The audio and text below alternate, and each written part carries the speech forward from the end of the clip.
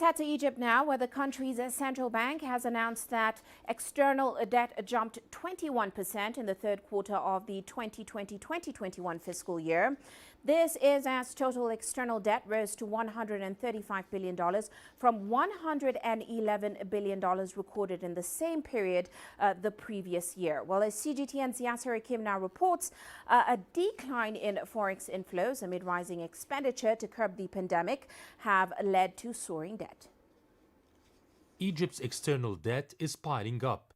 It has increased extensively since 2016, as the government allocated funds for extensive economic reforms and a rebuilding process after years of political instability following the 2011 uprising, and has risen even further due to the outbreak of the COVID-19 pandemic.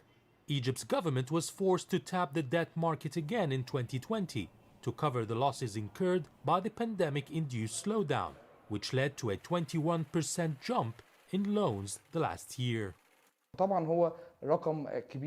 Of course, this is a very high number, but it's still in the safe zone for debt. It is calculated through the ability to repay, the growth rates and payment facilities. So far, all are good and positive. The loans are 37% of GDP, which is still a safe zone.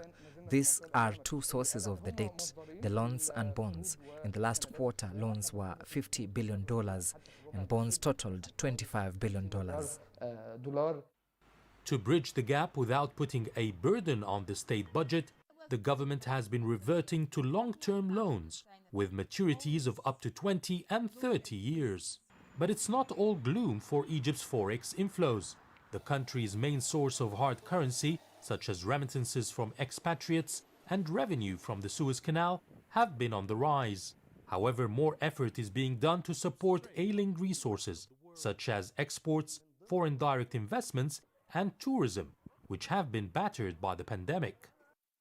There are several initiatives being made in Egypt to attract investments with new regulations and facilities. Also to attract tourists, we've seen the government opening up new museums, the return of tourists from East Europe and especially Russia, which is an important market, and improvement in infrastructure. The country is seeking to receive more tourists from Russia, who at one time reached 3.5 million and earned the state about $4 billion in revenue.